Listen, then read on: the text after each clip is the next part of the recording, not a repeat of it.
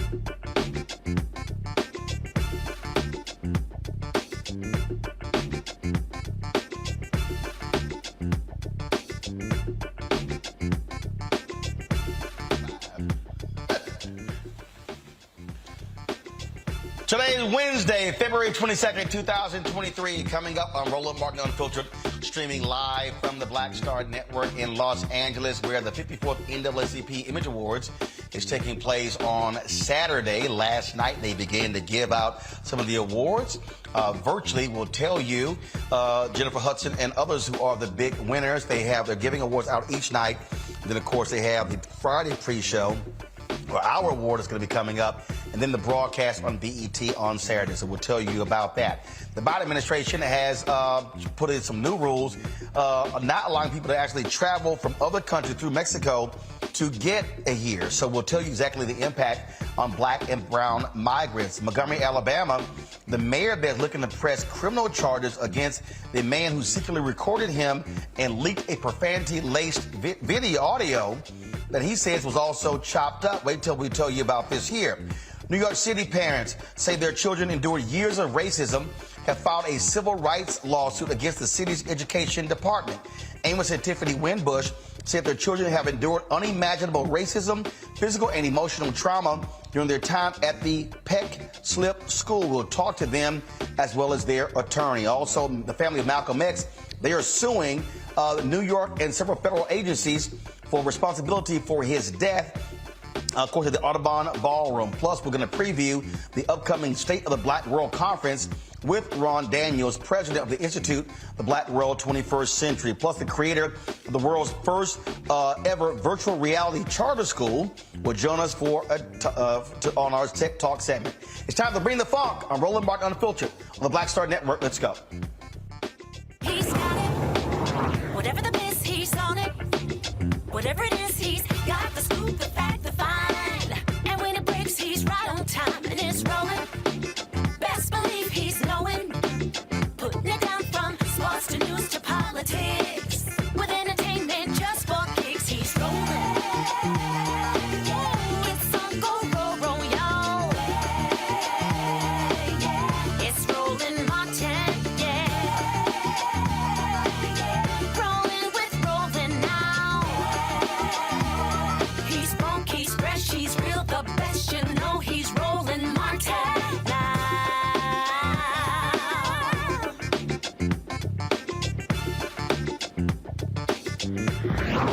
Martin.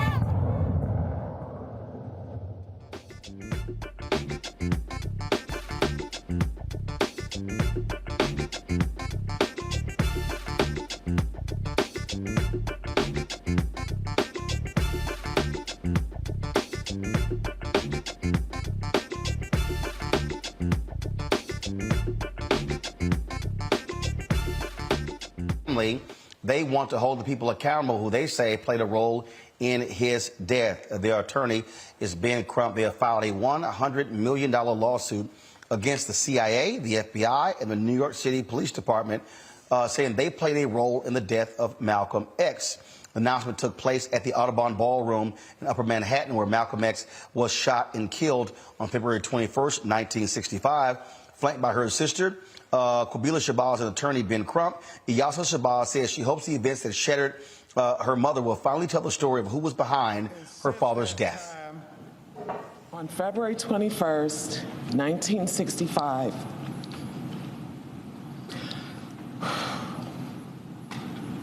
my mother came here excited to see her husband because a week prior, her home had been firebombed. She walked in here happy, and she left out shattered. For years, our family has fought for the truth to come to light concerning his murder, and we'd like our father to receive the justice that he deserves. The truth about the circumstances leading to the death of our father is important, not only to his family, but to many followers, many admirers, many who look to him for guidance, for love. And it is our hope that litigation of this case will finally provide some unanswered questions. We want justice served for our father. Now, folks, remember, 3 men were convicted but Muhammad Aziz and Khalil Islam were exonerated in 2021 after a renewed investigation into the cases against them showed evidence used to gain convictions was shaky and that authorities had held back some information. Aziz and Islam spent more than 20 years in prison. Islam died in 2009. In October, Aziz and Islam's family settled a $26 million wrongful conviction lawsuit with the city of New York. When we come back, we're going to talk to our panel about this here. So many questions that people have that still are unresolved regarding the assassination of Malcolm X. And so we'll discuss that next right here on Roland Martin Unfiltered. Don't forget, download the Black Star Network app. Available on all platforms: Apple phone, Android phone, Apple TV, Android TV, Roku, Amazon Fire TV, Xbox One, Samsung Smart TV. Also support us by joining our Bring the Funk fan club. Your dollars make it possible for us to do what we do, cover the stores around the country. Send check and money orders to P.O. Box 57196, Washington, D.C. 20037-0196. Cash App, $RM Unfiltered. PayPal, R Martin Unfiltered. Venmo is RM Unfiltered. Zelle is Roland at RolandSMartin.com. Roland at RolandMartinUnfiltered.com. We'll be right back. Hatred on the streets, a horrific scene, a white nationalist rally that descended into deadly violence. White people are losing their damn minds. As an angry pro-Trump mob storms the U.S. Capitol, we've seen shooting. We're about to see the rise of what I call white minority resistance. We have seen white folks in this country who simply cannot tolerate black folks voting. I think what we're seeing is the inevitable result of violent denial. This is part of American history. Every time that people of color have made progress, whether real or symbolic, there has been what Carol Anderson at Emory University calls white rage as a backlash. This is the rise of the Proud Boys and the Boogaloo Boys. America, there's going to be more of this. Here's all the Proud Boys, guys. This country is getting increasingly racist in its behaviors and its attitudes because of the fear of white people. The fear that they're taking our jobs, they're taking our resources, they're taking our women. This is white fear.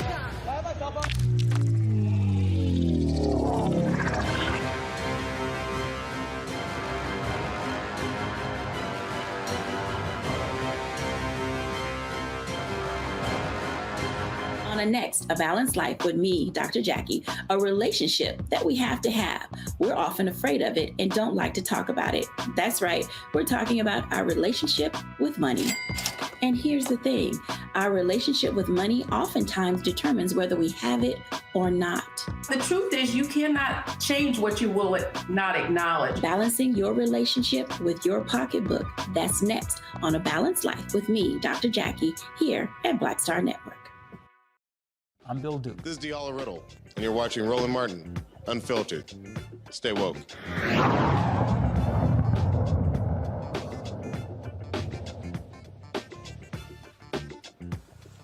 Go to the wide shot. What do y'all do?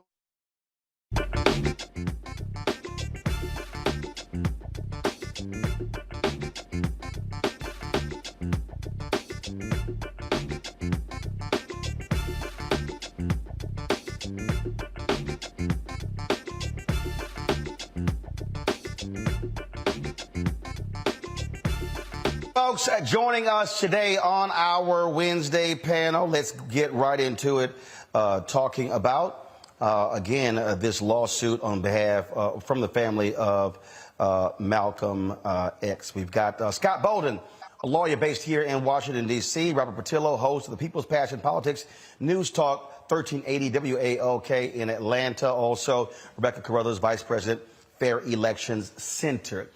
Scott, I'll start with you. This lawsuit, we know through, it was a Netflix documentary. We had the brother who did it and on the show, and he really uncovered so much information about it. And then, of course, you have this particular settlement here.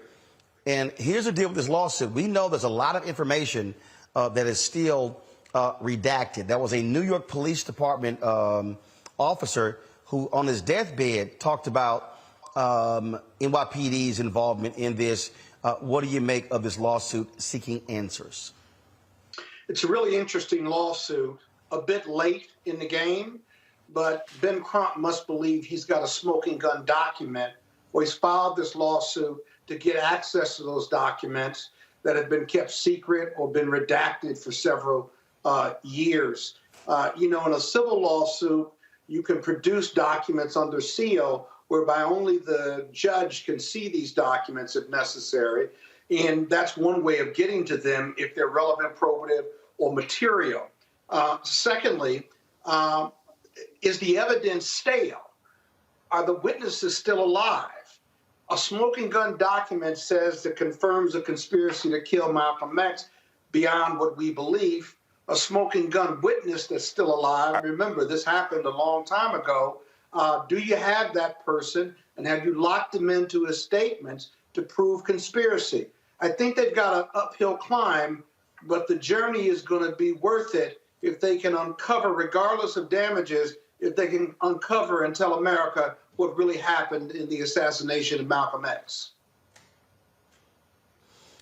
Robert, I see this really as an opportunity to try to wrangle out the information that for so long has been suppressed.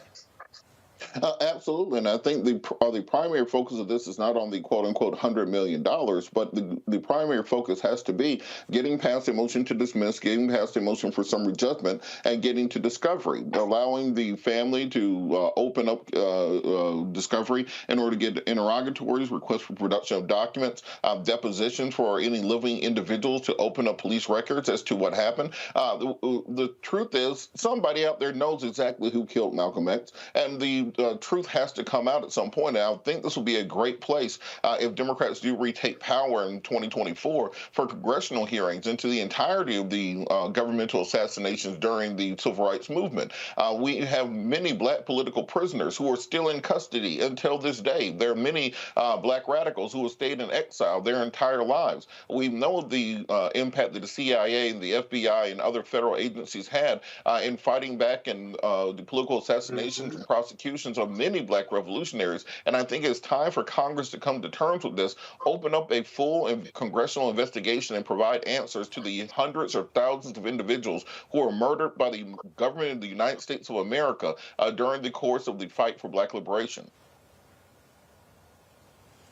Rebecca, folks, a lot of people may not remember there was a United States House Select Committee on Assassinations in 1976. They were investigating the deaths of John H. Kennedy, President John Kennedy, and Reverend Dr. Martin Luther King Jr. So what Robert's talking about, that is not something that hasn't been done before. And remember, the King family actually had a similar suit where it was determined who played a role in the death of Dr. King. That actually went to trial. So what he's saying, it's been done before. So this lawsuit is not out of the norm. Sure. So we could look at precedent of where, yes, there should be some type of investigation. That investigation, yes, should happen publicly. Congress is a great platform in which to do so. But, broadening this out, just like what Scott and what Robert are saying, is that we need to look into the full COINTELPRO. We really need to understand what happened during the civil rights movement. We really need to understand the federal government's role in undermining and at times perhaps even working with state governments to undermine the movement. But to Scott's point about timing, unfortunately, this is the right time to do it. And I wouldn't say that this has happened, that the family has waited too late, but this is the opportunity when they've been able to do it. Waiting until 2021, where two of the folks who were convicted, their convictions was overturned. And then having those two people actually settle on the civil side for the time that they served, that they should not have been deprived of their freedom. So right now, this is the next step in that course correction. And yes, this has to be done publicly. The family deserves to know what happened to Malcolm X, and the public deserves to know what happened to Malcolm X. Yeah, again, there's so Scott, go ahead. This would happen 60 years ago.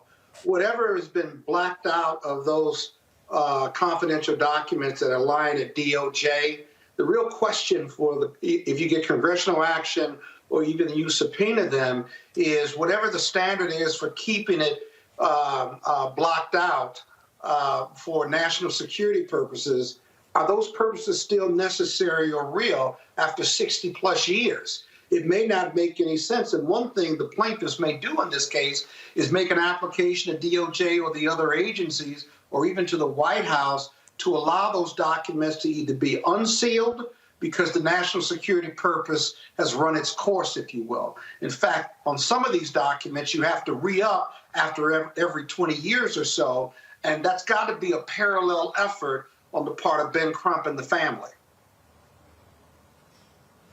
You know, the thing that I've always said, Robert, and I wish you had folks who were pressing President Biden on this before that, President Barack Obama. I fundamentally believe that every single piece of information in the Department of Justice dealing with COINTELPRO and civil rights folks should be all released unredacted. We need to know everything. We need to know who the hell were informants. We need to know what the hell they were saying. To me, all that is important because what this country did to black people in that period, to me, is an abomination. Well, not just what they did, what they are still doing. We know for a fact, we've seen in the last several years, people infiltrating peaceful black marches and then attacking individuals, trying to turn them into violent rallies, online provocateurs, as it would be, trying to create division within the black community and the civil rights movement. So it's not that the government stopped doing these things, it's just they changed tactics to be updated with the times. And this is why I think it's so difficult to get congressional action or a presidential blue ribbon panel on the issue, because not only will we be uncovering what they did previously, we'd be uncovering what they are currently still doing. And the crimes that this country has committed against those black revolutionaries during the civil rights movement. Imagine trying to go to Russia and talk to them about human rights violations after disclosing what America did to black people in this country. Imagine trying to have the moral high ground against China or any other foreign adversary, Iran, etc., on the world stage after disclosing what America did to African Americans in this country. There's a reason it was not until Malcolm went to the United Nations to call for human rights violations against U.S. government that is when they decided that he no longer was fit for life on this earth. We know the government was involved. We know that there were other entities involved, and the reason that we are not seeing congressional action yet is because they do not have their house clean. They don't want anybody seeing inside yet. Rebecca? You know, maybe at this point as Black Americans, we have to go beyond the United States federal government. Maybe we need to go to The Hague. Maybe we need to go to the International Court Tribunal and actually make our case there. Because the point is, we need to have something in the historical record. We need to be able to point and actually have official documentation of this is what the experience of being Black in America has looked like. These are all the things that the federal government and state governments have done to its Black citizens. And then as we move forward with reparations, we know exactly where and how and who and what those reparations should go to.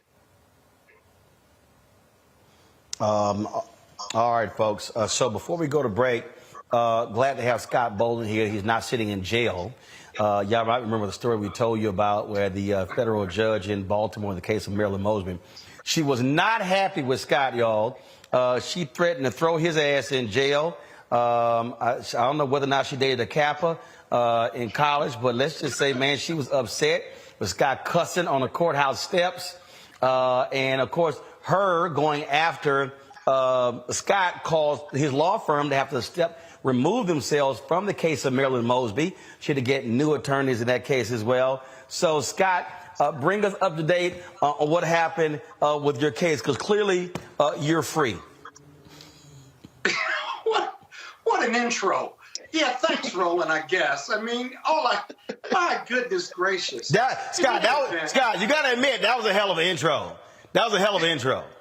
Yeah, I could write a different one, brother. But essentially, the case was reassigned. The case was reassigned to a senior judge. The senior judge conducted the hearing yesterday, Judge Richard Bennett. And after the hearing and presentation by my lawyers and court heard from me, essentially, and this is public information, the court decided that admonishment was certainly in order which we accepted and accepted for sure. But the court decided not to seek criminal sanctions, no referrals, and the case essentially is over. The order, as well as the proceedings, are all a matter of public record. I'm very happy that it's behind me. And listen, I look forward to Marilyn Mosby's innocence with a new set of lawyers, and I'm continuing to support her and advise her along the way. She's a wonderful public official, former public official, got a wonderful family, and I'm confident that she'll be exonerated in the end. All right, then. Well, good, because I didn't know whether we got to sit here and rustle up some bail money to get you out. You got to do that, so glad to see. Call Roland, and call somebody. Tell him I'm in here. And Roland would take his time getting there. He said he'll call me a couple of days later. You still in? Hey, if Alpha call me, I'll be there. Right, exactly. Robert, what'd you say, Robert? I said it's called zealous advocacy. If you haven't almost gone to jail representing the client, you ain't been trying hard enough. It was been a very difficult place to be in, notwithstanding. It's been a very difficult place to be in, despite how much trash I talk on this show. I'm glad it's resolved and behind me. Yeah. All right, folks, got to go to a break. We come back, we're going to talk about new rules from the Biden administration when it comes to migrants trying to travel to the United States. We'll discuss that. We'll talk about the Image Awards. We'll discuss that and lots more on today's show. Plus, the guy who killed Nipsey Hussle, 60 years in prison. We'll give you the details on that case as well. So lots to break down. You're watching Roland Martin Unfiltered right here on the Black Star Network.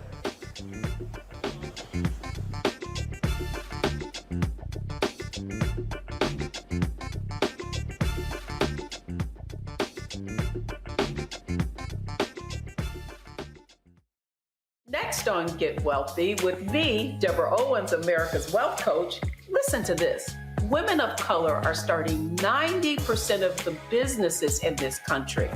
That's the good news. The bad news, as a rule, we're not making nearly as much as everyone else. But joining us on the next Get Wealthy episode is Betty Hines. She's a business strategist, and she's showing women how to elevate other women. I don't like to say this openly, but we're getting better at it. Women struggle with collaborating with each other. And for that reason, one of the things that I demonstrate in the sessions that I have is that you can go further together if you collaborate. That's right here on Get Wealthy, only on Black Star Network. Next on the Black Table with me, Greg Carr. An hour of living history with Dr. Richard Mariba Kelsey, thinker, builder, author, and one of the most important and impactful elders in the African American community. He reflects on his full and rich life and shares his incomparable wisdom about our past, present, and future. African genius is saying that my uncle was a genius, my brother was a genius, my neighbor was a genius. I think we ought to drill that in ourselves and move ahead rather than believing that I got it. That's next on the Black Table, here on the Black Star Network.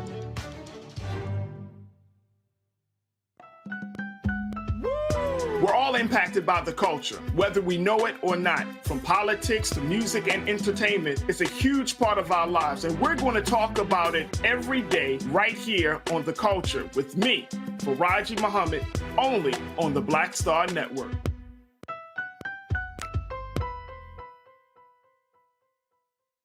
This is Diala Riddle. What's up, y'all? I'm Will Packer. I'm Chrisette Michelle. Hi, I'm Chaley Rose, and you're watching Roland Martin Unfiltered.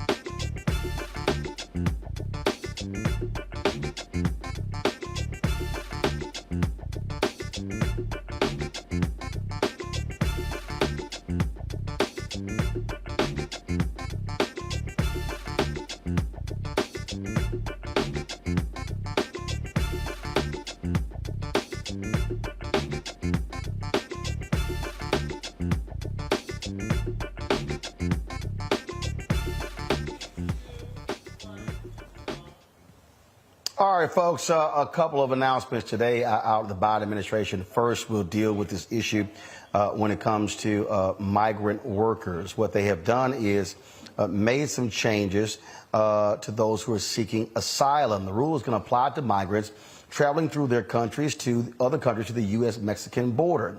So what's going to happen is there are going to be some exceptions as well. Joining us now is Gerline Joseph, founder of the Haitian Bridge Alliance. I'm glad to have you here. So can you explain to us exactly what are these new rules, how they're going to impact Black and brown migrants? Thank you so much for having me once again. The reality is with the new policies, the new rules are creating extreme barriers for people seeking asylum at the U.S.-Mexico border specifically. And when it comes to Black, brown, poor, indigenous, LGBTQAI members, we are extremely worried because they will be forced to ask for asylum in another country during their journey prior to coming to the U.S.-Mexico to ask for asylum. And even before we delve into more details, we want people to understand that seeking asylum is the legal and right thing for people who are fleeing extreme danger, political turmoil, gang violence, etc., to come and be able to ask for asylum. So with that in mind, we are pushing back, saying we must allow people to come and ask for asylum, not using policies that are put in place as deterrent. And not only that, using policies that were created by Trump and Stephen Miller. So, obviously, this has been portrayed as Biden and the administration cracking down on the border and cracking down on illegal immigration. Yes, so it is very sad, honestly, to see the narrative that's being used. To say somebody who comes and asks for asylum is doing something illegal, it is absolutely false. Again, this is the right to come and ask for asylum. Both U.S. and international laws allow for that, and we are seeing falling into the narrative of the right that is portraying people coming to seek asylum as, the former president mentioned them as criminals and rapists, and not that, without centering the humanity of Black and brown folks seeking asylum that are fleeing political turmoil, that are coming from Haiti, or LGBTQI from Jamaica, fleeing extreme conditions, traversing 11 borders to come and ask for asylum. What this regulation is saying is that if you flee Jamaica as an LGBTQI plus person, if you flee Haiti with the current political turmoil and gang violence, you should seek asylum in Nicaragua, when at the same time people are fleeing Nicaragua coming and ask for asylum. So that's why we continue to make sure we educate people about what asylum is and how people will be impacted by the new policies, specifically when it comes to Black people. Questions from our panel. Rebecca, you're first. Sure. So I'm not considered an immigrant to this country, but as a Black American, how can I support Black immigrants in their plight, and even support those who are trying to seek asylum? What type of information would you give to people like me with how we could be supportive? Thank you so much, sister, for saying that, because where we are standing, we are calling for unity of the Black diaspora. Understanding that your ancestors and my ancestors were on the same boat, probably just being sold to a different master in maybe South Carolina, and mine ended up in Haiti. Understanding that reality, our shared history, our shared understanding, how do we come as one and say we are standing for one another? We are going to make sure that we move the scarcity mentality, the divide and conquer mentality that they continue to put in our community. As a Black American myself, a Haitian American, it is imperative that we come together and support migrants especially Black migrants from the Caribbean and coming from many different in Africa, from Cameroon, from Mauritania. Right now, we are calling on President Biden to provide temporary protected status for Cameroon. They have done so for Haiti. They have done so for Ethiopia. We must continue to center the realities in the lives of Black people in search of protection and safety. And we must come together as a united front to welcome them with dignity. Robert? Bonsoir, Mademoiselle. I did have a question about just the unmitigated gall of the U.S. and the Biden administration, particularly with a Caribbean American, Kamala Harris being the border czar, a Haitian American, Karine Jean-Pierre being the communications director, the diversity that they talk about. However, they are still keeping the Trump era policies when it comes to immigration and doubling down on them, particularly given the 200-year history of America meddling in the affairs of Haiti within their hegemonic sphere of influence and very much being responsible for the majority of the political dystopia that has descended upon there. What can be done politically here to ensure that the Biden administration abides by their campaign promises to help the Haitian people when in reality all we've seen is horses and whips on the border and an increasingly draconian policy towards Haitian immigration? Thank you so much, brother, for sharing that. That is the reality. And making sure people understand the history between Haiti and the United States, how the United States continues to meddle, and how U.S. foreign policies continues to plunge Haiti into an abyss that we see right now. And we are calling for united front again to make sure that U.S. foreign policies don't continue to meddle in a very negative ways in the affairs of Haiti. And as you mentioned, we all watched in 2021 September, how the United States responded to Black people. And the response was specifically because we had Black people at the border. And the whip that we saw was the reality. And that treatment continues because I will tell you right now that 21,000 people have been deported under the Biden administration. Yes, we applaud the administration for having and really uplifting people like Karine Jean-Pierre, who is also Haitian American, the vice president, whose father is from Jamaica. And we really want to make sure that equity is in all aspects of that, and making sure that we center the lives of Black migrants specifically. And as we continue to celebrate Black History Month, understand the impact of the Haitian Revolution, the impact of what the contribution of Haiti and the Haitian people continue to make in the United States. So it is imperative that we look at those policies, that we ask the Biden administration, we ask Congress, we ask the elected officials to make sure that foreign policies toward Haiti are centered into the well-being of Haiti and the Haitian people, so they don't have to flee. They don't have to come to the border. And I can tell you that all the people that I talked to, none of them said we woke up today and we just wanted to leave. They leave because they have no choice. But if given the choice, they want to stay in their home. That is why we call on the U.S. government to be a true friend to Haiti for once and for all by supporting infrastructure, by supporting sustainable infrastructure in Haiti to help people with proper road, agriculture, education, hospital, healthcare, so people don't have to flee. But when home is in the mouth of a shark, people have no choice but to flee. So the policies that are being put in place cannot be deterrent policies. They have to be finding a way to welcome people, especially Haitians and other majority Black countries, with dignity. Scott? Yeah, but I hear you, and you are a terrific advocate for the Haitian immigration issue, but it's not happening. Not happening under Biden and not happening under Trump. So let me ask you this.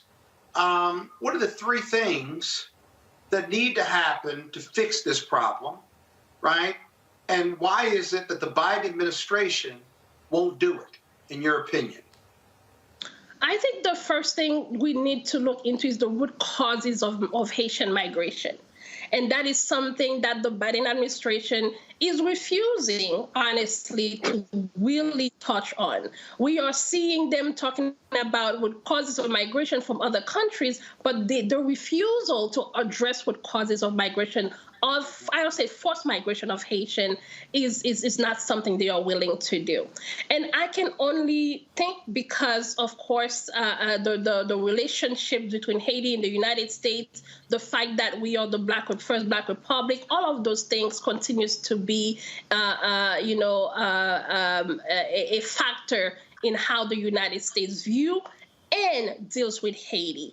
That is why we are asking again for policies that are fair, that are able to welcome people with dignity. But unless and until we address the root causes of migration of Haitians, which is political instability, which is impacted by U.S. foreign policies, which is impacted by the core group, which is impacted by many international forces, and include deportations of Haitians that we call external violence. So we are seeing a combination of internal violence in the country of Haiti and also external violence by deportation of Haitians who come and flee and ask for asylum being sent back to Haiti. So we really have to look into those different aspects and address those with Congress, address those with the political, with the elected officials, and really put the Biden administration to do the right thing. Yeah, but what are the top 3 things that need to happen? What 3 changes would you ask for that are doable and would fix this issue? The top 3 things, again, as I mentioned previously, is addressing root causes of migration. That's number 1. Number 2, highlighting the fact that U.S. policies play a big role in the destabilization of Haiti, forcing people to flee. Number 3 is allowing people to come and ask for asylum, providing a safe pathway for Haitians in other majority Black countries to ask for asylum. So we have been in communications, we have been pushing those through, but if we are able to address those 3 pieces, I guarantee you that we will find some more solutions. Sure. Thank you. All right, then. Well, look, we certainly appreciate it. Jolene, thanks a lot.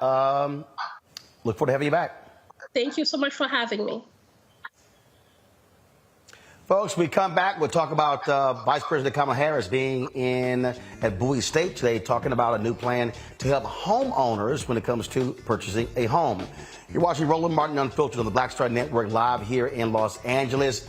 Of course, download our app, Apple phone, Android phone, Apple TV, Android TV, Roku, Amazon Fire TV, Xbox One, Samsung Smart TV. Watch us on Amazon News. If you got the Amazon Fire TV or the stick, simply go to Amazon News. You can see us right along with the other cable networks like CNN, MSNBC, and Fox News. We'll be right back.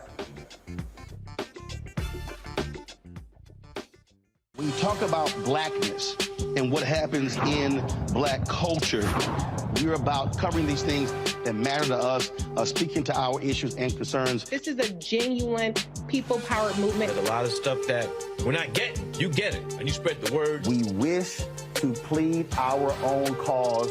Too long have others spoken for us. We cannot tell our own story if we can't pay for it. This is about covering us. Invest in Black-owned media. Your dollars matter. We don't have to keep asking them to cover our stuff. So please support us in what we do, folks.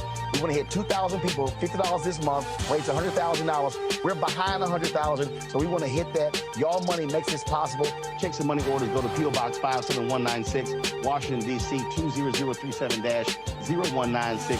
The Cash App is $RM Unfiltered. PayPal is R Martin Unfiltered. Venmo is RM Unfiltered.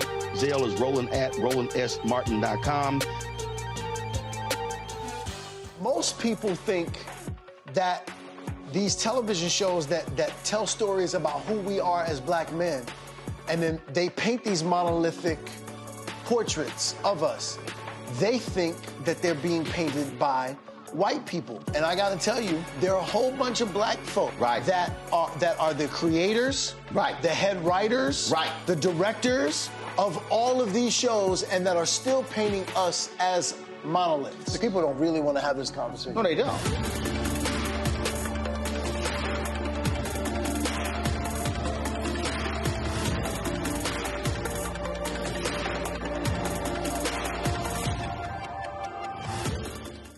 Hi, I'm Teresa Griffin. Hi, my name is LaToya Luckett, and you're watching Roland Martin Unfiltered.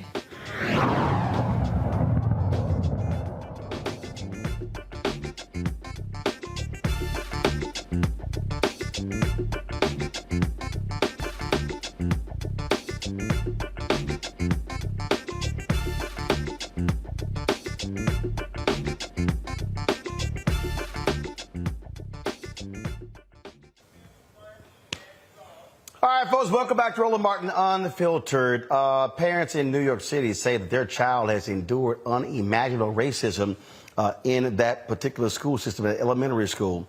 The Winbush family claims their 10-year-old daughter and 5-year-old son have endured abuse from classmates at Manhattan's Peck Slip School. They have filed a federal lawsuit alleging abuse, including death threats, racial slurs, and being spat on, all fostered by the racially hostile environment enabled by school officials.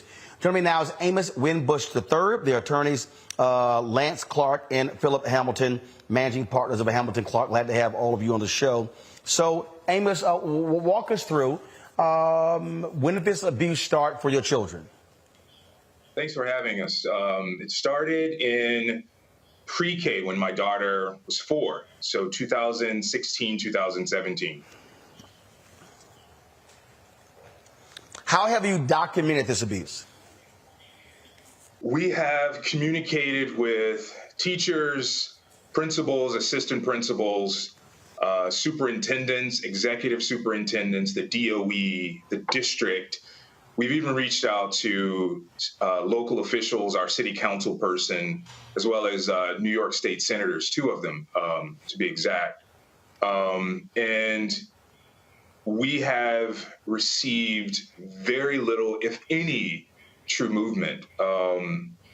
It's almost as if the communications that we send fall into this black hole that will never ever see the day of light.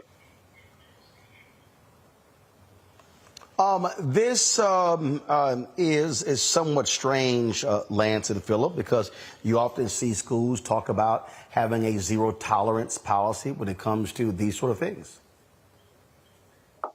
I mean, Roland, it's strange yet not in any way surprising, right? Sometimes these policies, as we know full well, are what we would amount to as lip service, right? And I think in this instance, with the allegations that we put forth in the complaint, that is very much so true in many respects, even with regards to the week that we filed this matter. It was the Respect for All week in regards to the New York City Department of Education, but we have very thoroughly put forth the fact that over the course of the years that Mr. Winbush and his wife have had to endure their children not being respected, disrespected, physically assaulted, spat on, psychologically, engaged with in regards to a lot of trauma that they've had to suffer. And it's ultimately not okay. And I think part of this lawsuit is undermining a lot of just that lip service that we see paid, whether it's to diversity and inclusion initiatives or any other realm that is supposed to just essentially have us as a people back off, that to the extent that we don't fight, we're not ultimately able to resolve a lot of the underlying issues that we see within this complaint.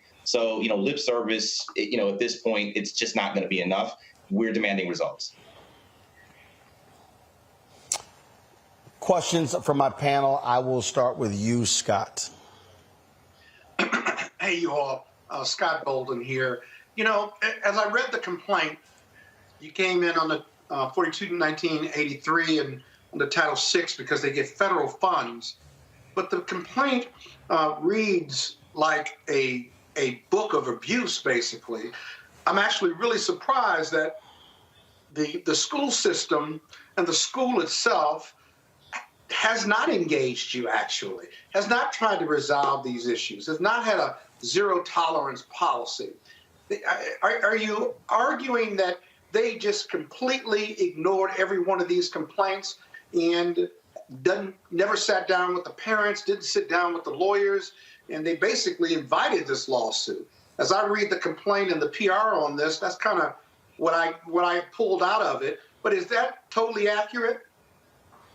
Well, I wouldn't say they invited the lawsuit, but we did reach out to them. And you would think that if you ran a school district or if you ran a school and they're little kids that we're talking about, and lawyers contact you and say, you know, we have a system of abuse and we have these allegations of children being abused, their lives being threatened, spit on, discriminated against, that someone would say, hold on, let's look into these allegations. This is serious.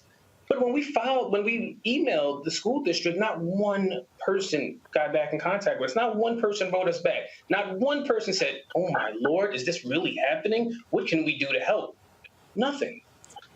Or even a mediation or a conference with the lawyers, but let alone without the lawyers. Your client certainly has endured this for several years.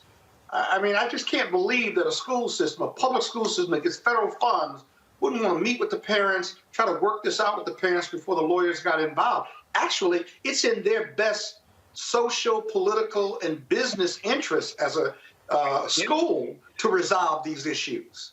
I think we all share the same shock. Absolutely. Because we said the same thing internally. Like, what are these guys doing? At least, shoot us an email. Send a pigeon with a note on it. Do something. Let us know that you actually care about these kids who we are saying, and we have documented evidence that have been abused, systematically brainwashed to think that these things are not happening to them. It's all in your head. It's not racism. It's okay. When we all know, and that train is never late. That train is never, ever late. And they will have you thinking that this is all in your head. And then when you try to do something about it, this brother has been fighting for the dignity of his family for a very, very long time. It's bigger than his family. How many brown kids are going through this and dealing with this, but they don't have the voice that he said. They don't have. But here's one last question, if Roland will let me, and that's this. Here's a $1 million question. If all that's happening over the years with the kids, and I think it's awful, quite frankly. I would have been trying to hurt somebody over the years. Why not put the kids in another school? Why not avoid this type of abuse and just put them in a safer environment, a better environment, a more enriching environment for their education and their mental welfare? Because the lawsuit begs that question. My wife and I asked ourselves that question every single day, and the answer was really simple. At the end of the day, when you've reached out to the school district and you've reached out to the DOE, and we received a reply back from the DOE, the lady who actually runs our district, and she says to me that what I described to her, this is a white lady, doesn't sound like racism. Now, what started that conversation to reach out to the DOE was a little white girl telling my daughter that her skin was brown, and that meant that it was dirty, and that she needed to take a bath and scrub it so that it could be clean and white like hers. So removing our kids from a school into another school under the exact same Department of Education, under the exact same system, doesn't solve anything. If anything, it adds trauma upon trauma, because we're going to remove her out of a situation where we know what's going on into another situation where we would then have to figure it out. And the damage of figuring it out over and over and over again, we, number one, didn't want to do. And number two, Black families for hundreds of years had to flee in the dead of night to run away from racism, bigotry, and violence. And we did not want to create a timestamp in our children's minds that they did something wrong, that their skin color was wrong, and that every time that it is approached to them, that it's time for them to pick up and run. There's literally nowhere to go. And they knew that. The school officials knew that.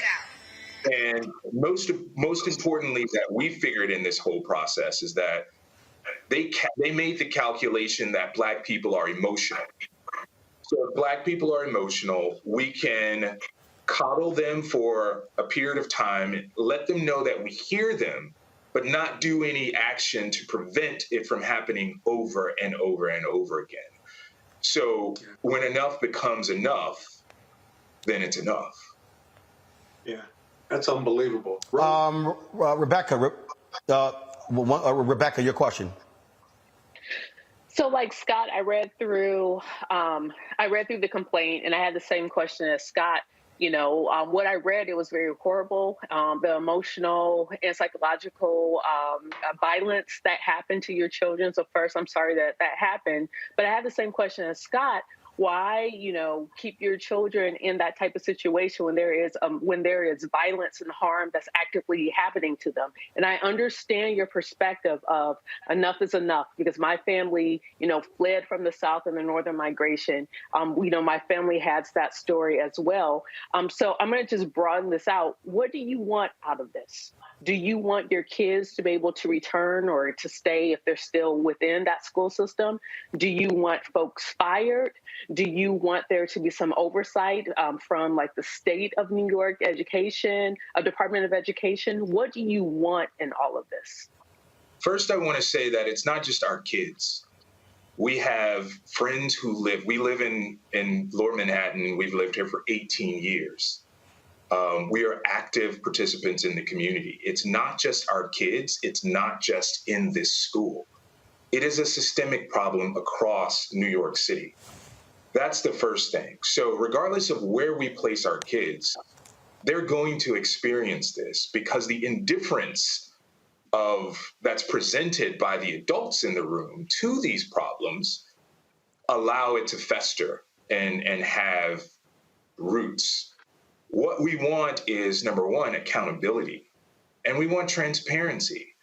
The basic things that, human beings want is to be seen, heard, and valued, right? So at the end of the day, when you have a complaint, it should be a transparent process to submit that complaint, how that complaint is investigated, what the results of that complaint actually is. We believe that there should be a rating system within schools and within school districts so that we see what's happening with our kids and we can have an open and honest conversation around racism, bigotry, violence, and bullying, and how officials, both on the school level, the district level, and the DOE level, aren't doing anything to address it. New York State, New York City has stated that racism is a public health crisis. If that's the case, why aren't we doing anything about it? Robert, real quick, final question. Well, that kind of actually rolls into my question, which is, is there a pattern and practice of this in the district? Have you spoken to other parents that this has happened to? Have you thought about adding other parents to the lawsuit if this is a systemic problem and other people are experiencing the same thing?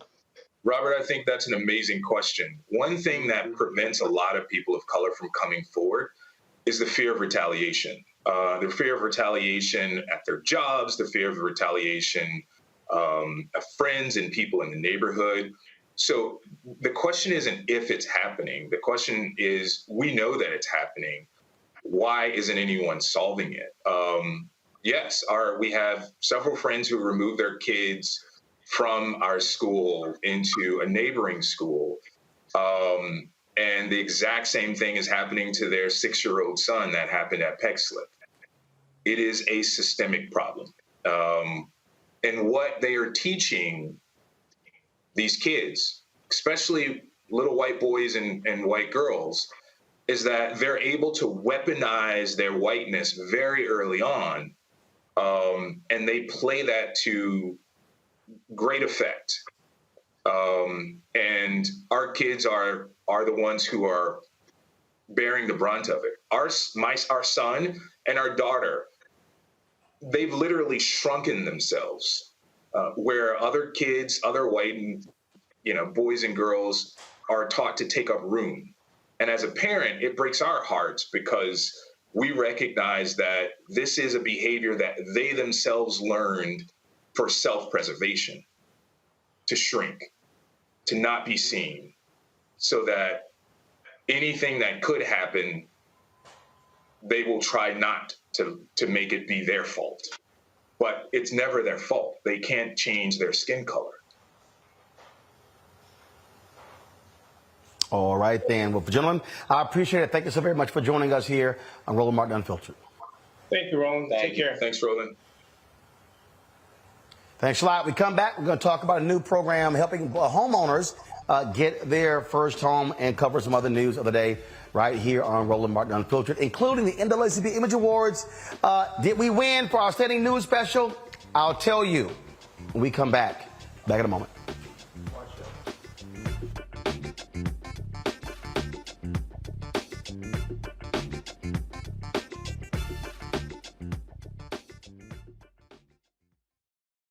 Folks, Black Star Network is here.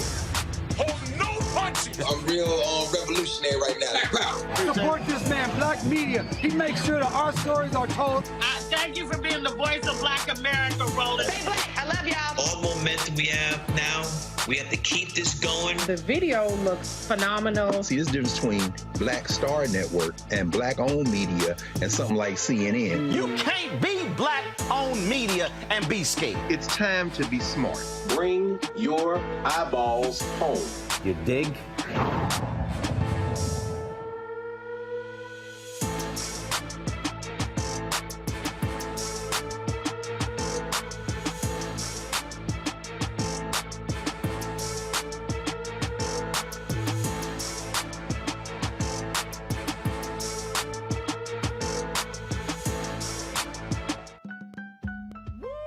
We're all impacted by the culture, whether we know it or not. From politics to music and entertainment, it's a huge part of our lives, and we're going to talk about it every day right here on The Culture with me, Faraji Muhammad, only on the Black Star Network.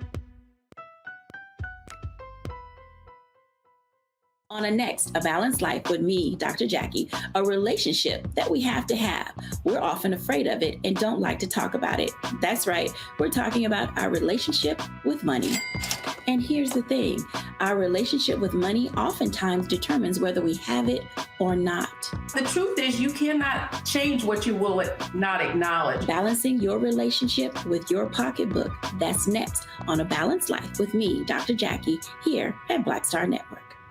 Hi, my name is LaToya Luckett. Yo, it's your man Dion Cole from Blackish, and you're watching Roland Martin Unfiltered. Stay woke.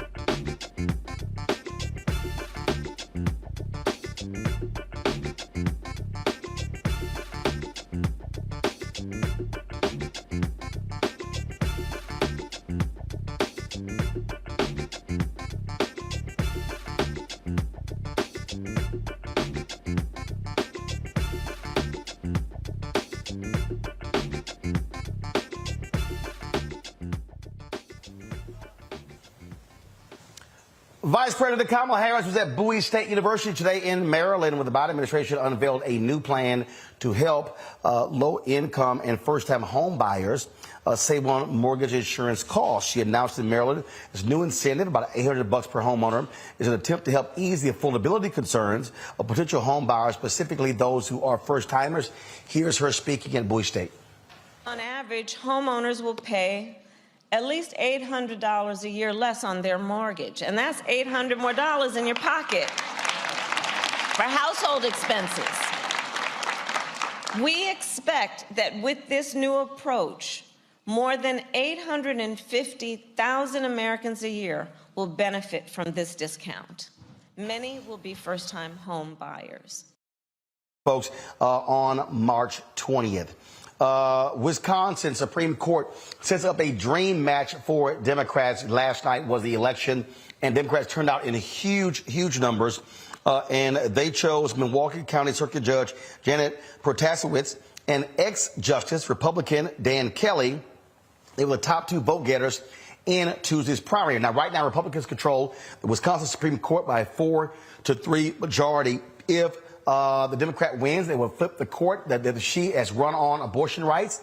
She's run on saying the maps in the gerrymandered maps in Wisconsin are illegal. Republicans are scared to death that if she wins, that means Democrats will overturn gerrymandered maps as well as the law against abortion there. They will face off in the general election. Again, conservatives have held a majority of the Supreme Court for the last 15 years. It is locked in Republican rule. They have taken votes away from, they've taken away power from the Democratic governor there as well. This, Robert Patillo, is a huge race because what it speaks to is, again, how do you change your politics when you change the Supreme Court? We saw what happened in North Carolina when Democrats got a majority of that Supreme Court and were able to rule against racial gerrymandering and other issues. This is where the courts matter on the state level. Yeah, Democrats have failed to compete on the state level for many of these positions for years. If you look at what happened in North Carolina, even if you look at former Chief Justice Leah Ward Sears on the Supreme Court here in Georgia, these races are crucial, and we have to start playing on this battlefield across the country. We have to start putting money into state and local races, state and local judiciary races, because when these people come back to try to steal the election again, to have the next January 6th, this time more well planned out and well thought out, with better executions, and they already had one dry run, it's going to be state Supreme Courts deciding many of these electoral cases. It's going to be local elected officials making decisions on these voting patterns, etc. So it's crucial for us to pay attention to these races because they've been working on these races for decades now, and they hold a severe majority in state houses across the country and judicial appointments in state Supreme Courts nationwide. Rebecca, you've got these conservative billionaires. They poured a bunch of money into this race for Dan Kelly. But here's the thing. Dan Kelly lost in 2020 by 11 points. And in fact, what happened here was Democrats were actually pouring money against the other Republican to knock her off the ballot. And many Republicans were saying if she loses the primary, guess what? They're going to lose in the general. They're scared to death. This could very well be one of the costliest state Supreme Court races in American history. Yeah, to Robert's point, the Supreme Court races are the races that we really need to pay attention to. Like we even saw last year what happened in Ohio when folks didn't take those Supreme Court races very seriously. And then even to Scott's point, what happened in North Carolina, you have now the North Carolina Supreme Court saying that they're going to go back to previous cases that was determined by the previous court, which was a Democrat majority court. And they're going to try to undo voting rights in North Carolina. And so I think it's very important for folks who are involved, whether it's the parties or whoever, community groups have to make sure that people understand why these races that are off races or off cycle races, why they're so important, why they and how they impact people's daily lives. The Supreme Court in Wisconsin is probably going to determine what labor union rights is going to look like in Wisconsin. So it's going to be a very important race. I believe the general election is now in April, so I hope many people will turn out for it. Scott, when we talk about these state races, again, the Supreme Court has already made it clear, hey, stare decisis, what the hell, we don't care. So at the end of the day, look, if you take control, you can undo a lot of the damage that conservatives have inflicted. And, of course, there's a fear that the same thing. Right now, Democrats have a 4-3 majority on the North Carolina court. Had Sherrod Beasley not lost by 400 votes, it will be a Democratic majority of 6-1. But, again, hey, if you're Democrats, if they play politics, what the hell? Why can't you? All politics is local politics. Let me take it a step further for your listening audience, right? State Supreme Court justices, they're running for office. So this is a political office until you get to the judiciary. But whether it's Wisconsin or any other state, the state Supreme Courts, Republicans love state rights, okay? So now we're going to go to state rights.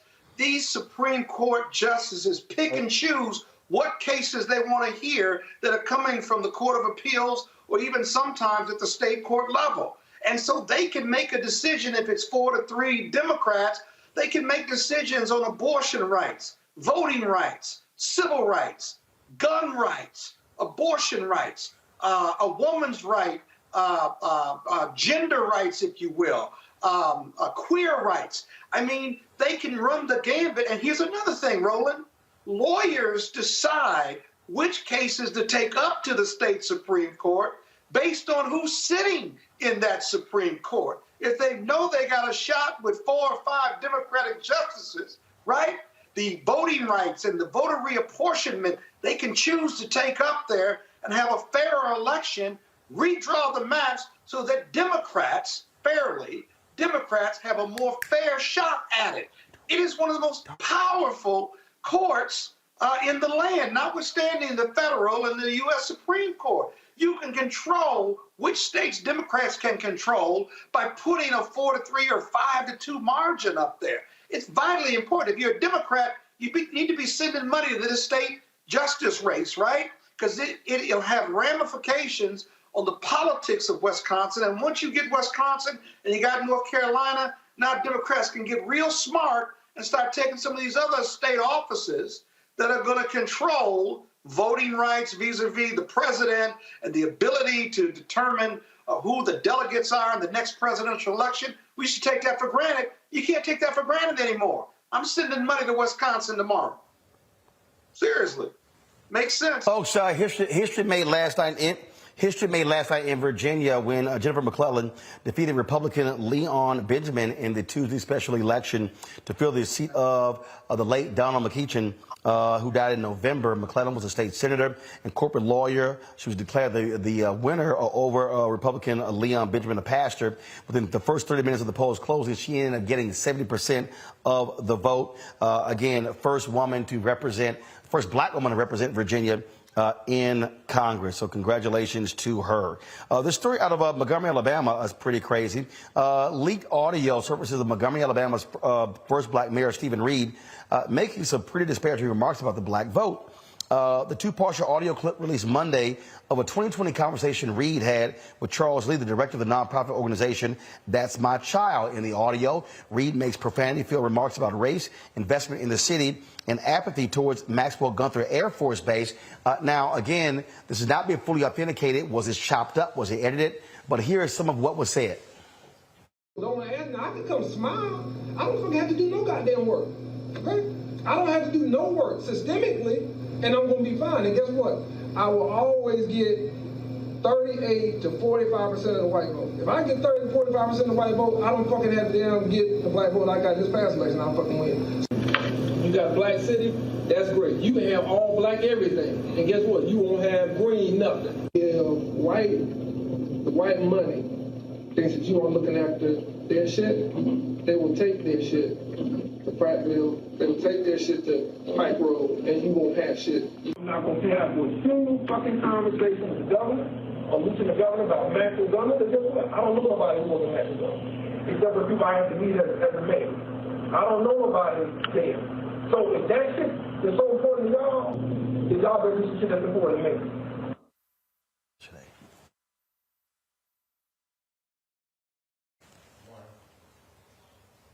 Well, Mayor Reed not happy at all with this, and he says he plans on suing.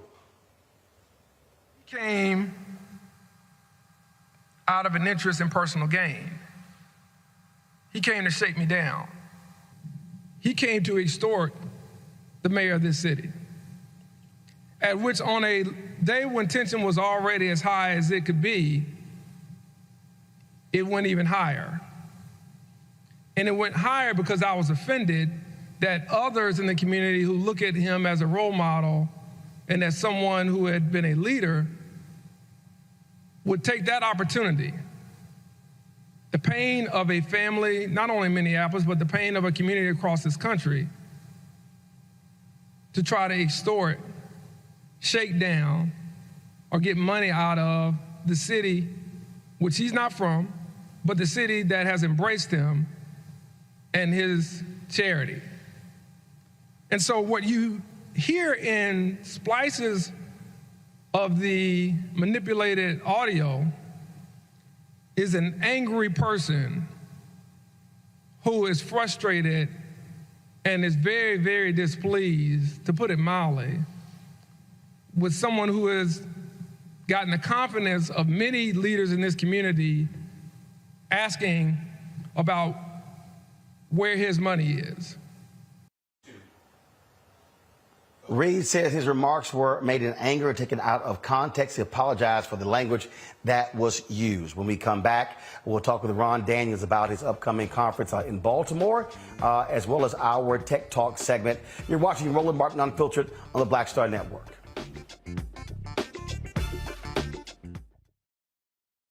Hatred on the streets, a horrific scene, a white nationalist rally that descended into deadly violence.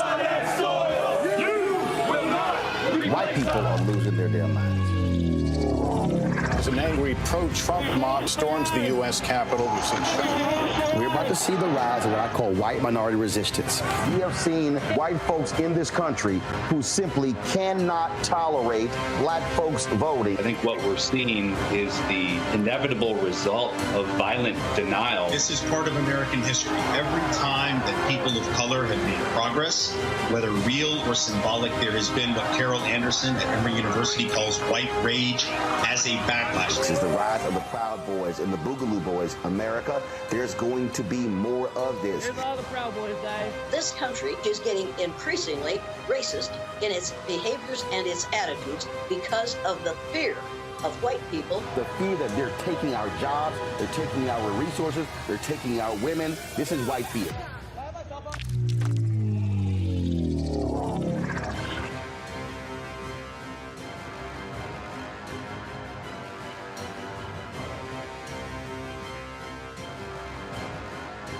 Next on the Black Table with me, Greg Carr. An hour of living history with Dr. Richard Mariba Kelsey, thinker, builder, author, and one of the most important and impactful elders in the African American community. He reflects on his full and rich life and shares his incomparable wisdom about our past, present, and future. African genius is saying that my uncle was a genius, my brother was a genius, my neighbor was a genius. I think we ought to drill that in ourselves and move ahead rather than believing that I got it. That's next on the Black Table, here on the Black Star Network. I'm Shantae Moore. Hi, I'm BB Winans. Hey, I'm Dolly Simpson. What's up? I'm Lance Gross, and you're watching Roland Martin Unfiltered.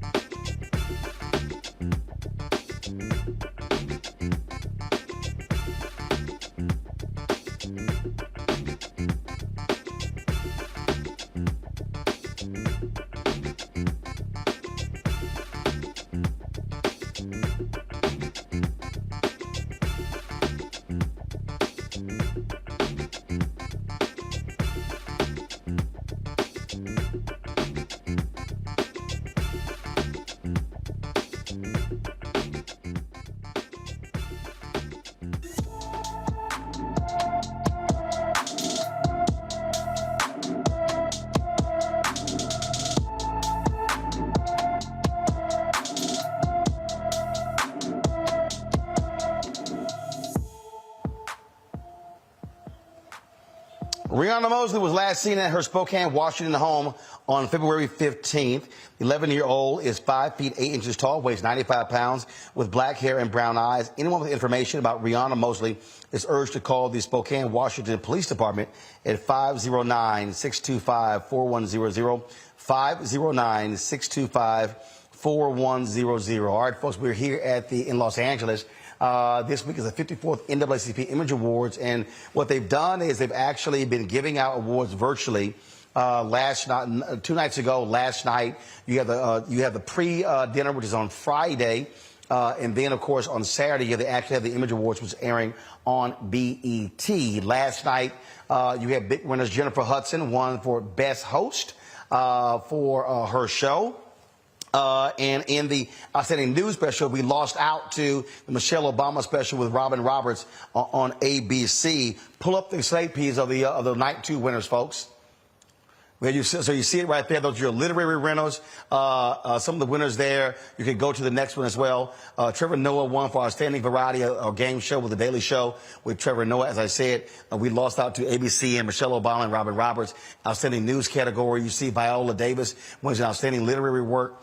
You also have some of the other winners as well. And so one of the winners actually posted the video. Do y'all have the video? You should have it, of her reaction in winning in one of the literary categories. So roll it. Are the nominees for Outstanding Literary Work Instruction.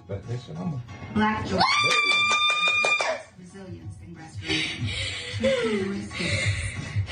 Cooking from the Spirit. Whoa, good job, Miss Tab. Eat Plant Stage, 91 Vegan Recipes.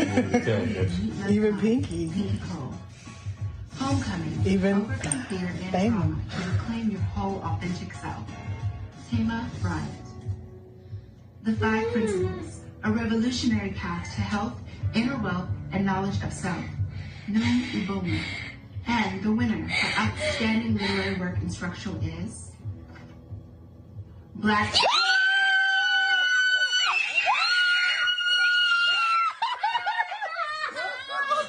Oh my God, man. What? Oh my God. Oh my God. Go, baby.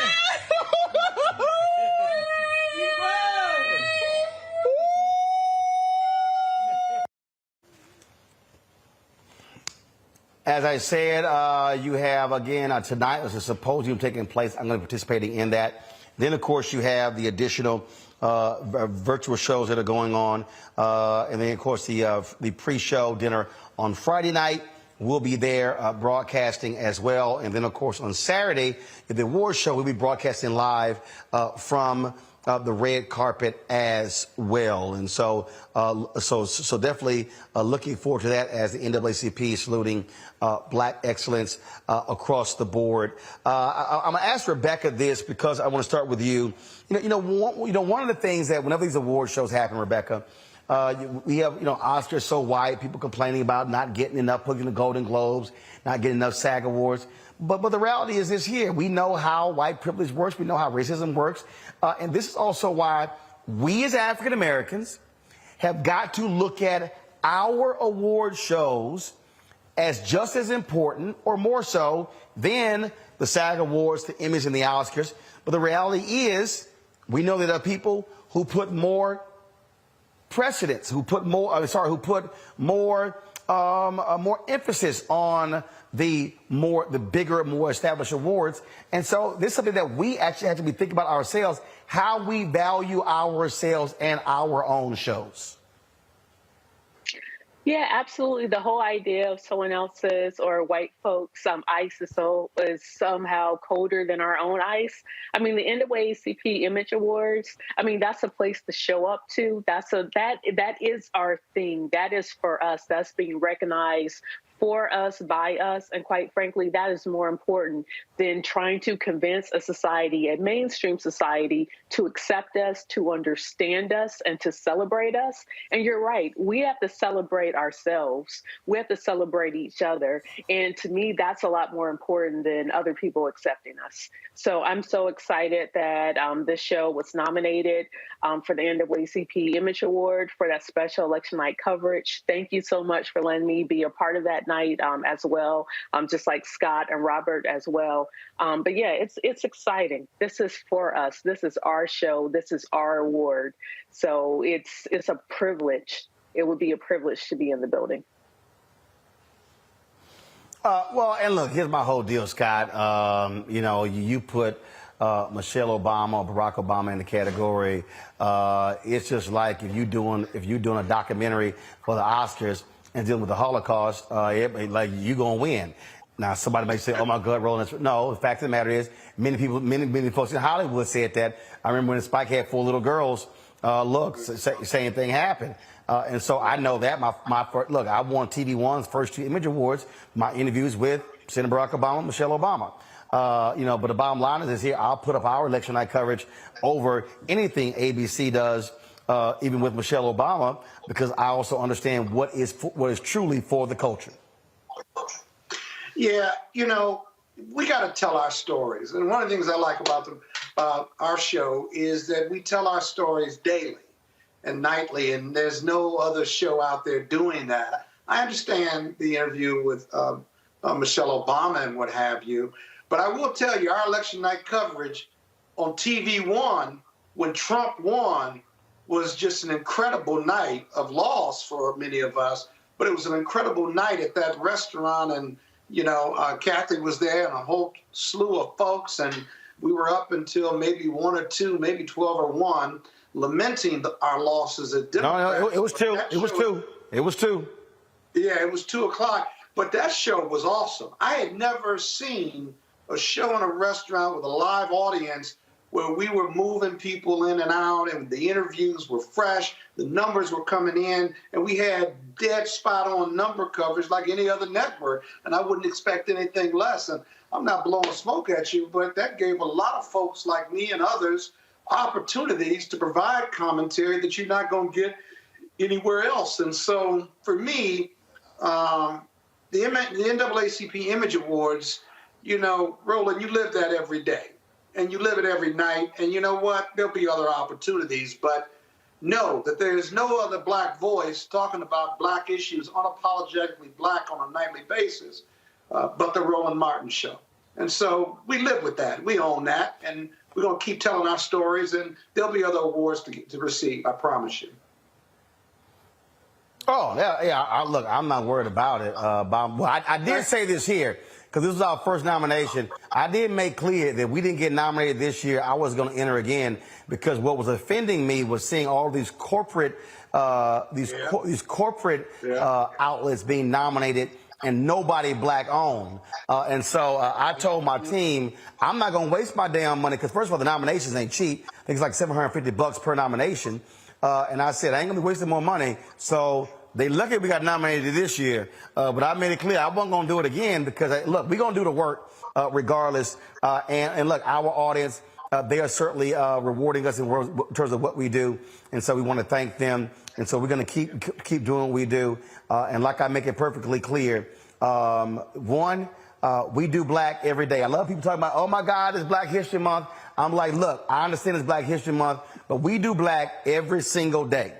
So it ain't like 28 days, all of a sudden we realize black folks exist. It's every single day. And this is what I've also said, every black paper I've run, also at TV1. Can't no other network out-black us.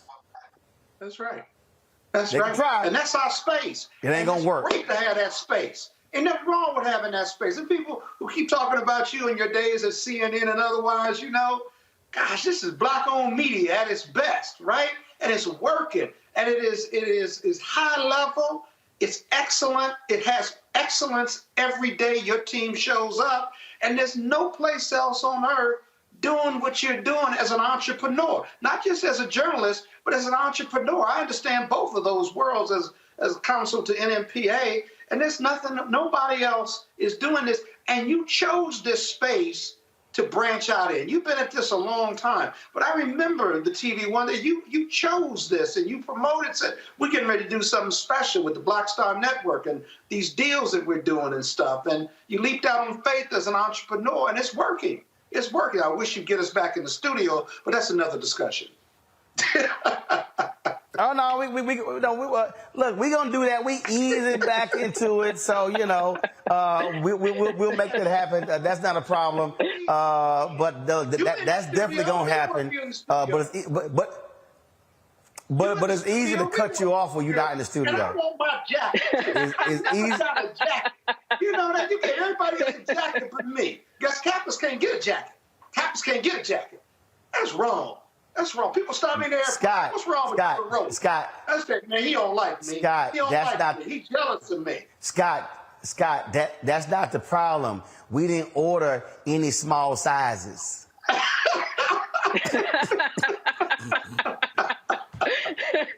You walked into that one.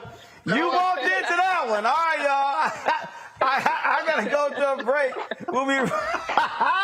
Yeah, you walked right into that one. That's right. You can't blame that one on me. I'm just saying. You kept going. I'm like, I got something for you. All right, y'all. I gotta go to a break. We come back. Ron Daniels.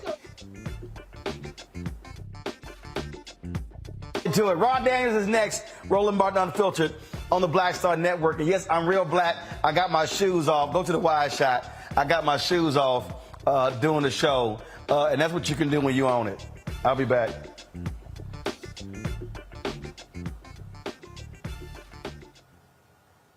I'm Deborah Owens, America's Wealth Coach, and my new show, Get Wealthy, focuses on the things that your financial advisor and bank isn't telling you, but you absolutely need to know. So watch Get Wealthy on the Black Star Network.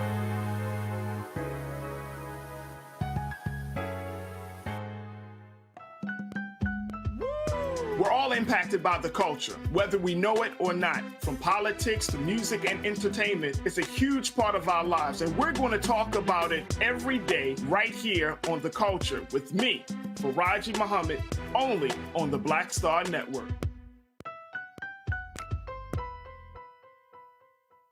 Hi, I'm Dr. Jackie Hood Martin, and I have a question for you. Ever feel as if your life is teetering and the weight and pressure of the world is consistently on your shoulders? Well, let me tell you, living a balanced life isn't easy. Join me each Tuesday on Black Star Network for A Balanced Life with Dr. Jackie.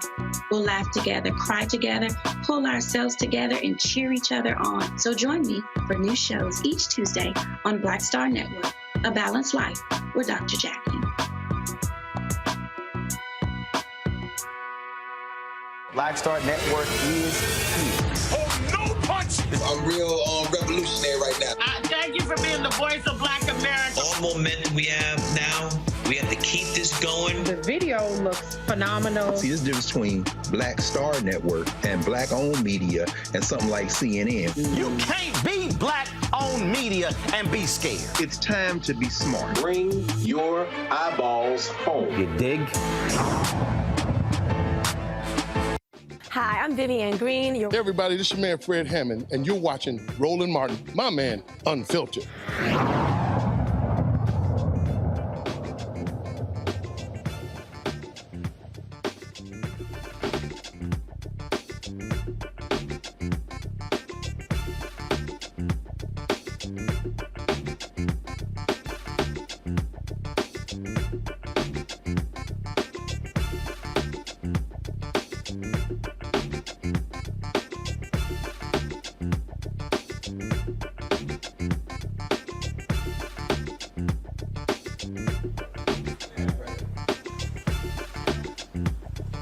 Let's go.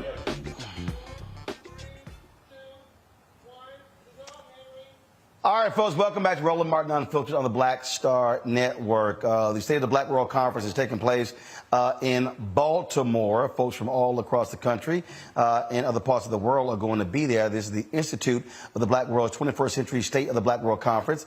5-day conference will feature working sessions to assess the condition of black people in the U.S. and globally. Ron Daniels is the president of the Institute.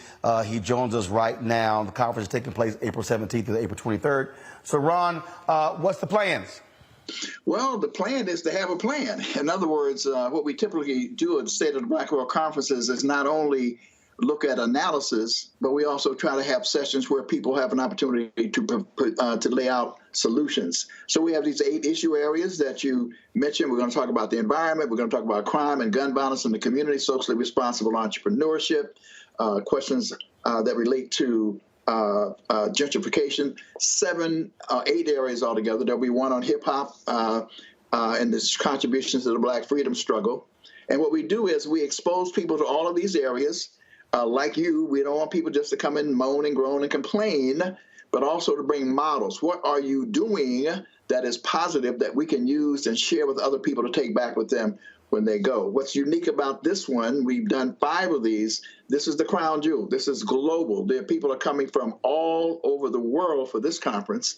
In fact, I'm delighted to announce today that Prime Minister Adu from Ghana is confirmed. He will be here. And there are several other heads of state that will be in Baltimore for the conference as well. And so the goal, again, is to meet, to interface, to collaborate, to network, to share with each other in a Black space, just like you're talking about. We create a Black space in terms of spirit and culture, and to analyze where we are. And the theme captures it all. Global Africans rising, empowerment, reparations, and healing. Reparations will be one of the key thematic areas that will run throughout the conference, because reparations is exploding all over the world in a way that is challenging these systems of white supremacy, and we're making progress both in this country and throughout the world. So that's the plan. And we want people to go to ibw21.org, ibw21.org. And of course, we're hoping that you're going to agree to be the co-moderator with Dr. Julianne Malvo, as you did with the town hall meeting we had back in November, because we're going to have a global town hall meeting with people to discuss not only what's happening here in the U.S., but what's happening throughout the world. Last conference was held. How do you track what changed, what was actually done, who actually accomplished what? How do you do that? Well, we do it by having some of the same people who are facilitators facilitate the sessions again, and bring people together to share what the outcomes have been in their respective communities. And proactively, in some of these areas, we already have a sense of what we want to do. We want to share with people. If you take the area for gentrification, for example, we say that there's a state of emergency in Black America around gentrification, displacing Black people and Black culture. So what we want to do and have done is to begin to bring together activists, policymakers, and so forth who are dealing with this issue all across the country, who have not been meeting with each other, who have not known each other, to come together to begin to talk about how they can collectively move together. In that regard, we want to create a national network, and we want to have a national resource center, and that resource center can provide technical assistance for people who are engaging in the struggle across the country. Similarly, in the area of police violence, Pastor Mike McBride and a number of people who are doing work in this area and doing it impeccably. We want to gather as many people. As you well know, this is an area that is just cutting at the heart of Black people all across this country, bringing people together to figure out how we can best deal with this question of internal violence and fratricide. And there are people who are doing it and doing it relatively successful. How do we interface with each other and do that more consistently, both in terms of what we want to do internally, what we want private institutions to do, and what it is that we demand of government in order to help cure and heal our communities. So in area after area after area, that is the approach that we use. In fact, one of the things that we do is we have people, everybody will get a chance to see what's happening in each of these 8 areas.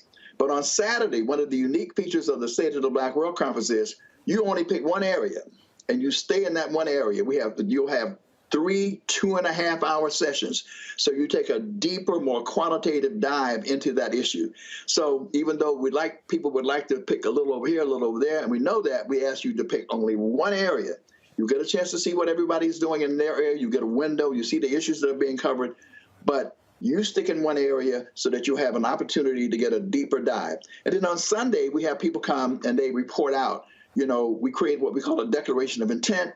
We don't claim that IBW in and of itself and by itself has the ability to implement all the things that are being talked about, but at least we get an idea of what is being proposed and what organizations may actually come together to help implement a particular part of it. It is an incredible experience, and of course, again, this one is really larger than ever before because we have, again, key leaders from all across the world coming to interface with Black people. There's a global Black experience.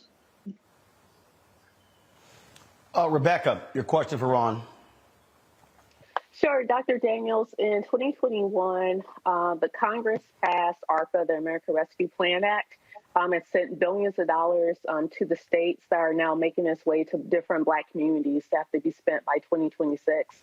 There are a lot of Black leaders across the country trying to figure out what to do with that money and how to move the Black community forward. Would you say that this conference coming up in April will help some of those communities and community leaders come up with a plan of the best way to use this capitalization to really move Black communities forward in this country? I don't know if they were addressing that question specifically, but as it relates to water and climate change, not climate, and environmental justice, this is one of the areas in which some of those dollars are being allocated. And one of the issues, as you well know, is in places like Jackson, Mississippi, they're trying to figure out how to not get the money to the local communities, but to have those monies be stalled at the state. We will definitely be meeting to try to figure out how to challenge that kind of reemergence of states' rights that really creates a new kind of apartheid. So even though you've been starving already, you won't. There are ways in which they're trying to block those resources, from coming and flowing into those communities. So there will be those kinds of conversations that will be taking place. Robert? Thank you so much for all that you do and all the work that you put together thus far. What are going to be the efforts to finally hold Congress accountable for actually moving on many of these issues, whether it be the study committee on reparations or any of the other issues within the African diaspora? The Congressional Black Caucus, the largest caucus in Congress, it's the largest it's ever been. You have 50 plus members in the House, 2 United States senators. What is being done to force them to actually move and act? Well, we don't see this conference specifically as trying to necessarily force the CBC to act. I would say that the CBC is exercising considerable influence. We're trying to, in fact, get not the CBC, but we're trying to get Biden to move on getting H.R. 40 enacted by executive order. And so that will be one of the things that we'll be talking about, is how we can amass greater energy around that particular issue. We will, in fact, have people like Latasha Brown and Melanie Campbell and others talk about how we more effectively utilize the black vote. We're in a scenario, quite frankly, where the black vote was responsible for blunting the so-called red tide. It was a black-led blue wave that did that. And of course, as Roland has talked about, and I agree, we will be talking about how we, in fact, create a greater culture of civic engagement and civic participation, so that our people are always ready for the, dare I say, the nonviolent march on ballot revolution, in order to not only hold the Congressional Black Caucus accountable, but in fact to continue to advance our agenda.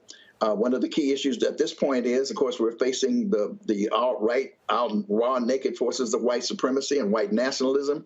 Unfortunately, with the House being in the hands of these crazy MAGA mad people, it makes it very difficult for some of the things to move forward in the way that we would like. And yet we have to continue to raise the demand. We have to continue to raise issues like the Floyd criminal justice reform bill, like the John Lewis voting rights bill. These are things that actions can be taken on by Biden by executive action.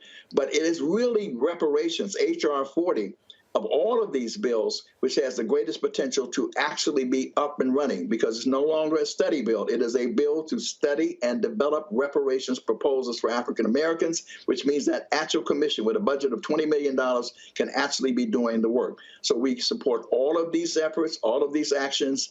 They will be, I'm sure, permeating throughout the conversations that we have at the conference. We anticipate several members of the CBC to be there, as well as mayors being there, people who are elected officials not only in the U.S. but around the world. And again, we'll be pushing these issues forward. Ron. All right, then, Ron. Well, look, we certainly No, Scott, you can't ask a question, Scott, because you asked 3 questions in that education segment. Who's counting? You thought I forgot, huh? You thought I forgot. I don't forget nothing. I thought you were asleep. No. No, son. No. Meet Scott. I remember everything. Ron, tell people where to go. Ron, tell people where to go to get more information on the conference. All roads lead to Baltimore. April 19th through the 23rd, and you go to ibw21.org. Discount registration is on now. It's going to be more after April 1st. All roads lead to Baltimore. And I want to meet Scott. I just recognize him. That brother, I like the way he rolls. So, Scott, let's hook up, man, and make the State of the Black World Conference a big deal, Let's brother. do it, One of the man. great conferences in this era. Yeah. Love you, brother. And all of y'all. Yeah. Give him one of your dashikis because he needs it. All right, Ron, I appreciate it. Thank you, brother. Really appreciate you. Thanks a bunch. Y'all, TikTok is next. You're watching Roland Martin Unfiltered, the blackest show out here. Back in a moment. Hatred on the streets, a horrific scene, a white nationalist rally that descended into deadly violence. White people are losing their damn minds. An angry pro-Trump mob storms the U.S. Capitol. We're about to see the rise of what I call white minority resistance. We have seen white folks in this country who simply cannot tolerate black folks voting. I think what we're seeing is the inevitable result of violent denial. This is part of American history. Every time that people of color have made progress, whether real or symbolic, there has been what Carol Anderson at Emory University calls white rage as a backlash. This is the rise of the Proud Boys and the Boogaloo Boys. America, there's going to be more of this. Here's all the Proud Boys, guys. This country is getting increasingly racist in its behaviors and its attitudes because of the fear of white people. The fear that they're taking our jobs, they're taking our resources, they're taking our women. This is white fear.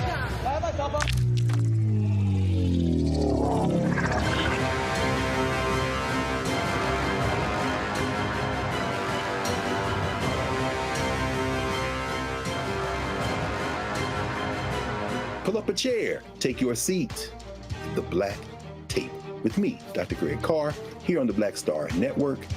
Every week, we'll take a deeper dive into the world we're living in. Join the conversation only on the Black Star Network. Hey, I'm Donnie Simpson. What's up? I'm Lance Gross, and you're watching Roland Martin Unfiltered.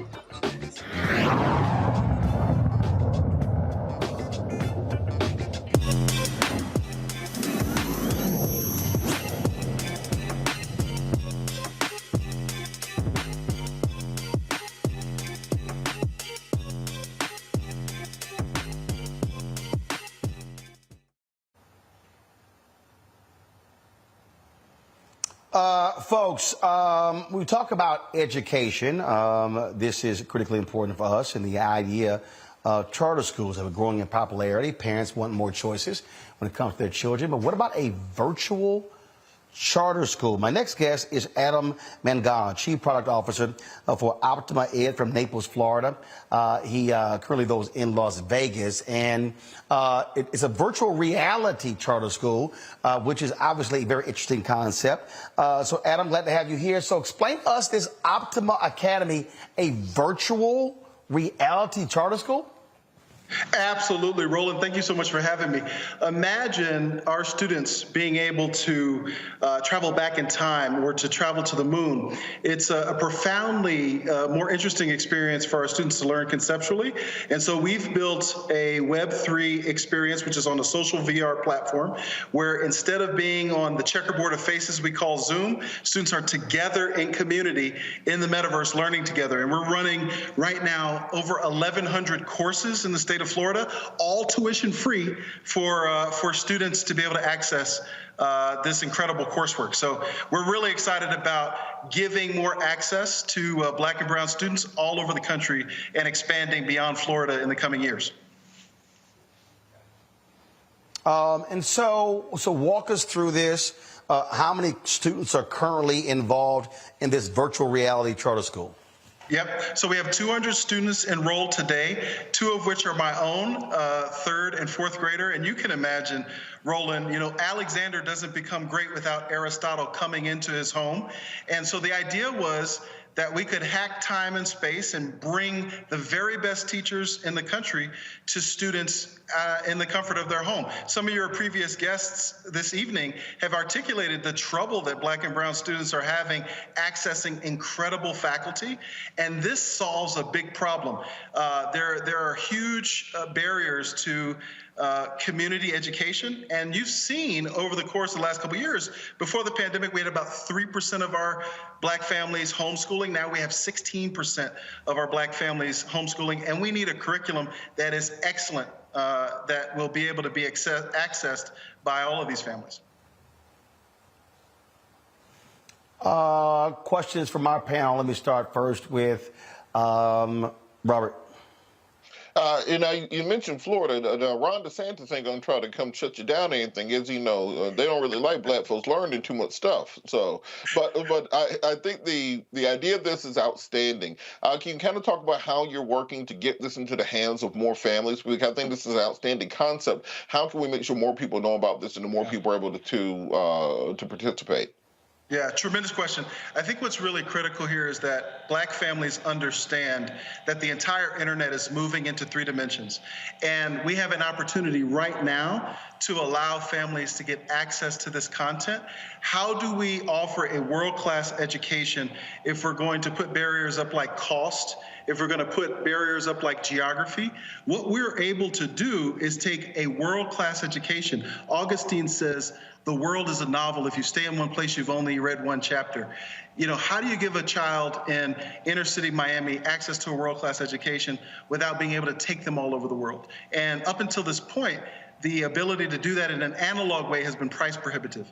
And we've been able to hack that with the power of immersive computing. So we, right now, we're able to deliver this completely free in the state of Florida because we've done a 900-page application with the state to have the curriculum approved. And we plan to expand to other states now that we've been able to launch successfully in Florida. All right, then. Let's see here. Rebecca. Sure. So, Adam, how do you bridge the gap in the virtual world between a didactic learning style, like a hands-on learning style, to virtually? How do you make sure that students who might have neurodivergence or all sorts of different ways and modalities of how they learn, how do you make sure that this type of model can work, across the spectrum of different types of learners? So this is a tremendous question. We know that Zoom was engineered as a conference call, so it doesn't really meet the needs of students who are learning online. But when we think about what do students who have neurodiversity actually need, they need concept-based instruction, right? Augustine says the words printed here are concepts, we must go through the experiences. So the idea that a student who's learning the parts of a plant, for example, in the state of Florida, can actually pick up the plant and label the xylem and the phloem, or enter a cell as opposed to read about the cell, this makes learning more efficient. And one of the proofs in the pudding is that we have a tremendous partnership in the state of Florida with an organization called Step Up for Students. It represents 94,000 families with neurodiversity. And so being able to learn in a hands-on fashion, in a concept-based way, where students can actually manipulate the academic assets, becomes a very, very relevant and engaging way to learn. And as you know, with students with neurodiversity, the more relevance and the more engagement that we can offer, the better chance we have of growth. Right now, we've shown about 9% higher performance on math and literacy than our other counterparts right now in the state of Florida. So we believe that the concept-based model is a much better model for students who need that kind of approach. Scott. Oh, I get a question now. Wow. Okay. So. You get a question. A question. I forgot it's your show. You know what? I love the concept, but what do you say to your critics who say, okay, it's in Florida, you got virtual learning, I like everything about that, but there's more to an education than just teaching. What about the lack of social interaction, these kids who are enrolled, that they lose that concept and precept, and just how to socialize and talk to other students, even though they may be getting a great education? What do you say to those critics of your program? So I am so grateful for that question, because that's really the insight. That's the thing that we know to be true that others would disagree with us on. Because it is a social VR platform, students are actually physically together in the metaverse as avatars. So we're solving the loneliness problem in online education by having that common courtesy of connection and that sense of presence, and having a teacher actually deliver instruction with that group of students present together, so that the teacher can give real feedback, real-time feedback, and that the students can benefit from each other's perspectives, right? So you read an incredible book, the memoirs of Frederick Douglass, and then you have the opportunity to discuss the impact of that cultural context in the metaverse. This is a very powerful tool to be able to create, again, relevancy and benefit from the sense of presence that you can achieve on Zoom. How do you deal with the students who do not? How do you deal with the students who don't have high-speed internet to be able to access this virtual reality charter school? Yep. So I'm running right now, Roland, on a Wi-Fi hotspot, and because we're funded publicly, we're able to provide internet for our families. My two children actually go to school in a rural area on a farm. And so, part of this was selfish for me. I wanted them to have a world-class education, and we wanted to develop it in a way that if we could ship a Wi-Fi hotspot, we could run the school. And so the great thing is, families can take this school with them if they travel internationally, if they're traveling around the country.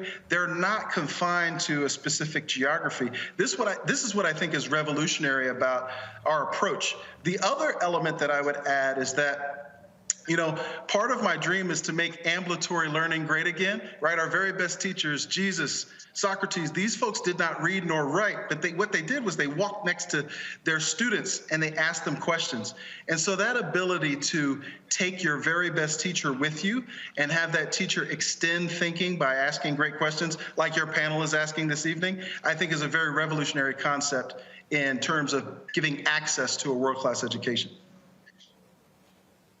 All right, then. Look, we certainly appreciate it. Where can people get more information? Oh, absolutely. Check us out at optimaed.com, and our school is Optima Academy Online. You can see us, check us out on Twitter, YouTube, and Instagram as well.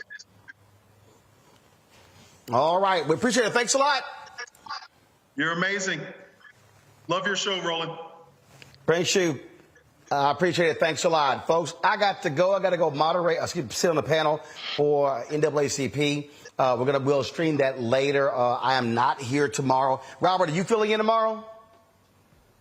Nobody told me yet, but if you need me to, Okay. Erica, Erica's filling in tomorrow. Sorry, I thought it was you. So I'm speaking to the AK Regional in Huntsville, Alabama. So I'm flying on a red eye tonight to get there. So the AKs, I'll see y'all tomorrow. Then I'm back to LA on Friday for the Image Awards. We got interviews with Roland. We're going to be on the red carpet. And of course, we're going to be on the red carpet on Saturday as well. So Rebecca, Robert, and Scott, 5 questions, Bolden. We appreciate it. Thanks a bunch. I'll see y'all on Friday. Y'all know how we do. Holla! Folks, Black Star Network is here. Oh, no punches! I'm real revolutionary right now.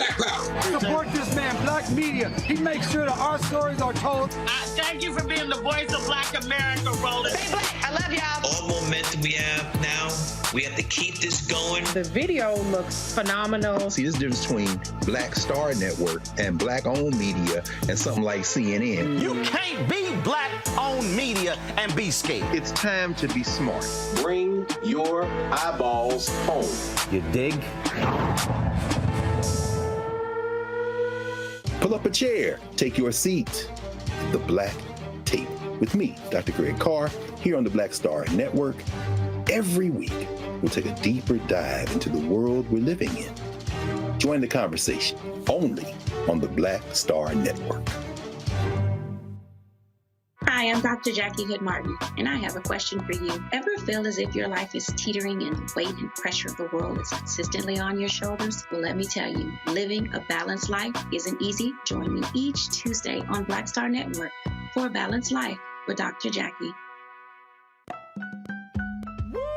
We're all impacted by the culture, whether we know it or not. From politics to music and entertainment, it's a huge part of our lives, and we're going to talk about it every day right here on The Culture with me, Faraji Muhammad, only on the Black Star Network. I'm Deborah Owens, America's Wealth Coach, and my new show, Get Wealthy, focuses on the things that your financial advisor and bank isn't telling you, but you absolutely need to know. So watch Get Wealthy on the Black Star Network.